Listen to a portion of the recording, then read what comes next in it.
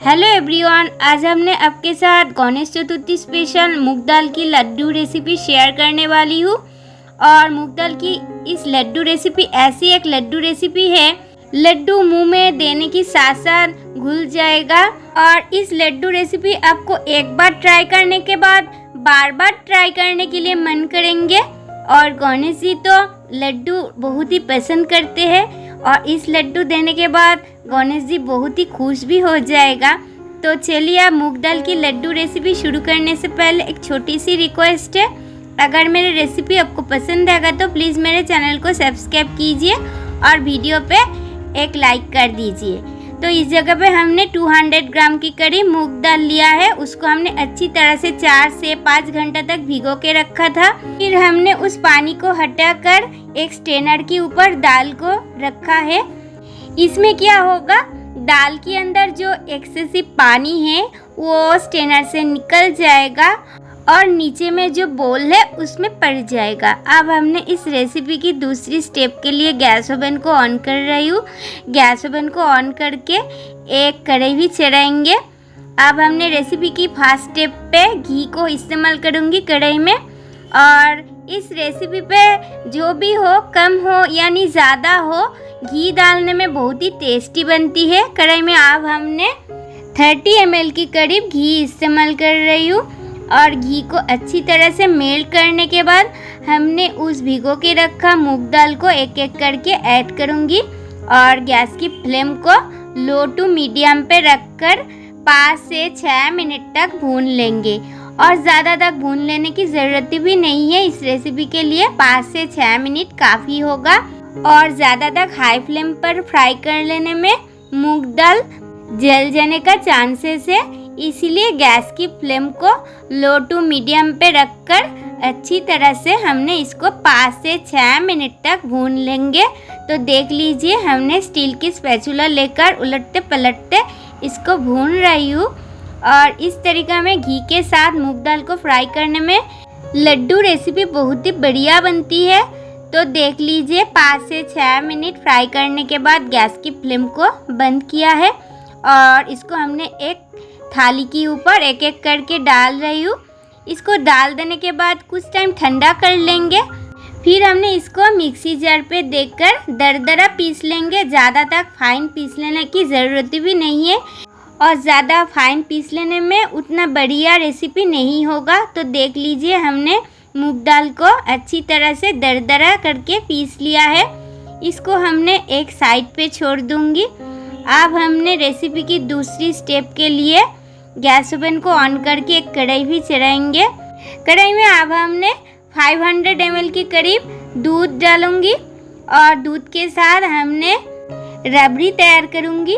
और इस रबड़ी के साथ लड्डू को तैयार करने में बहुत ही बढ़िया बनती है।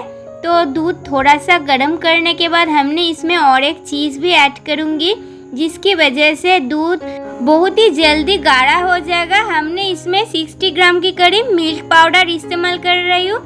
आप मिल्क पाउडर को स्किप करके भी रेसिपी को कर सकते हैं, मगर मिल्क पाउडर स्किप करने में दूध की क्वांटिटी को ज़्यादा करना होगा। इस जगह पे 1 लीटर की करीब मिल्क को इस्तेमाल करना होगा। और दूध को ज़्यादा तक हाई फ्लेम पर गर्म करके मिल्क पाउडर इस्तेमाल करने में मिक्स करने की टाइम पर दिक्कत आ सकती है, इसीलिए थोड़ा सा गर्म करके मिल्क पाउडर को इस्तेमाल करना होगा। और हमने देख लीजिए, अच्छी तरह से दूध के साथ मिल्क पाउडर को मिक्स किया है। अब हमने गैस की फ्लेम को मीडियम टू हाई पे कर दूंगी। गैस की फ्लेम को मीडियम टू हाई पे रखकर हमने इसको 15 से 20 मिनट तक चलाते रहेंगे। कंटिन्यूअसली चलाने के बाद दूध की क्वांटिटी जब 200 ml पे आ जाएगा, तब हमने इसमें और कुछ चीज़ को एक एक करके ऐड करूँगी। तो देख लीजिए और क्या क्या चीज़ हमने एक एक करके ऐड करूँगी। तो अब हमने इस स्टेज पर पहले ऐड कर रही हूँ 2 पिंच फूड कलर। इस जगह पे हमने केसरी फूड कलर इस्तेमाल कर रही हूँ। आप चाहे तो इसको स्किप भी कर सकते हैं, देने में देखने में बहुत ही बढ़िया लगती है। और इसको हमने अच्छी तरह से दूध के साथ मिक्स कर रही हूँ। फूड कलर को हमने दूध के साथ अच्छी तरह से मिला लिया है। अब हमने इसमें मीठा के लिए चीनी इस्तेमाल कर रही हूँ। हमने इस जगह पे 100 ग्राम के करीब चीनी इस्तेमाल किया है। मीठा आपके अकॉर्डिंग कम यानी ज़्यादा भी कर सकते हैं। अगर आपको इससे ज़्यादा मीठा पसंद है तो इससे ज़्यादा क्वांटिटी पे भी चीनी ऐड कर सकते हैं। चीनी ऐड करने के बाद हमने इसको फिर से 10 से 15 मिनट तक चला लिया है। अब हमने इसमें ऐड कर रही हूँ, गैस की फ्लेम को पूरी तरह लो पे करके उस मूंग दाल को, जिसको हमने दरदरा करके पीस कर रखा था, और इसको हमने गैस की फ्लेम को पूरी तरह लो पे करके मिक्स करते रहेंगे। और इसको गैस की फ्लेम को ज़्यादा तक हाई फ्लेम पर रख के मिक्स करने में नीचे से जल जाने का चांसेस है, तो इसीलिए गैस की फ्लेम को पूरी तरह लो पे करके हमने इसको 2 से 3 मिनट तक मिक्स किया है। देख लीजिए अच्छी तरह से बाइंडिंग आ गई है। इस स्टेज पर हमने गैस फ्लेम को बंद कर दूंगी, क्योंकि लड्डू की मेन बेस अब रेडी हो चुकी है। इसको हमने कढ़ाई से एक थाली के ऊपर डाल रही हूँ, और इसको डाल देने के बाद एक एक करके और कुछ चीज़ बाकी रह गई है उसको भी ऐड कर देंगे, क्योंकि लड्डू रेसिपी के लिए और जो कुछ सामान बाकी रह गई है वो भी वेरी इम्पोर्टेंट है। तो देख लीजिए पहले हमने इसमें क्या इस्तेमाल कर रही हूँ। हमने इसमें घी इस्तेमाल कर रही हूँ, और इस जगह पे हमने अब 1.5 टेबलस्पून के करीब घी इस्तेमाल किया है। और इस रेसिपी के लिए हमने 40 to 45 ml के करीब घी इस्तेमाल किया था, और कूटे हुए इलायची का पाउडर भी इस्तेमाल किया है 1 टेबलस्पून के करीब, क्योंकि इलायची की जो फ्लेवर है वो बहुत ही बढ़िया है। और अब हमने इसमें 3 टेबलस्पून भर के मगजदाना इस्तेमाल किया है, जिसको हमने पहले से अच्छी तरह से धो करके रखा था।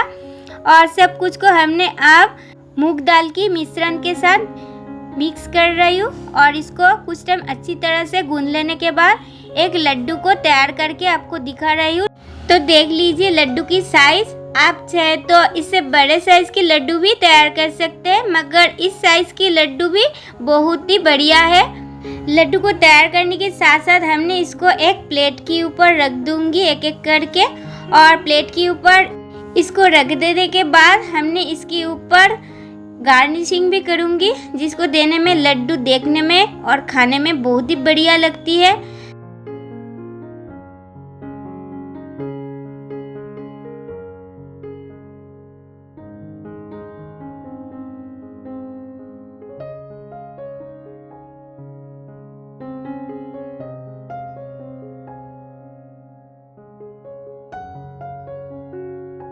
तो सब लड्डू को हमने एक एक करके प्लेट के ऊपर रख चुकी हूँ।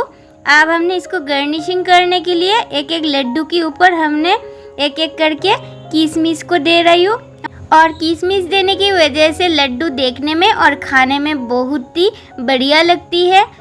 तो इस प्रोसेस पे मूंग दाल की लड्डू रेसिपी, राबड़ीदार लड्डू रेसिपी घर पर अभी तक एक बार ट्राई नहीं किया है तो प्लीज़ एक बार ट्राई करके देख लीजिए। प्रॉमिस करती हूँ इस लड्डू रेसिपी गणेश जी तो है, आपके घर की बड़ों से लेकर तक बच्चों सबको बहुत ही पसंद आएगा। तो आज की राबड़ीदार मूंग दाल की लड्डू रेसिपी आपको कैसी लगा कमेंट करके प्लीज़ बताइए। आप सबको गणेश चतुर्थी की ढेर सारी शुभकामना है। तो आज की वीडियो हमने यहाँ पे एंड कर रही हूँ। अगले दिन पर भी कोई नया रेसिपी लेकर आपके साथ फिर मिलूंगी। तब तक के लिए बाय बाय, टेक केयर।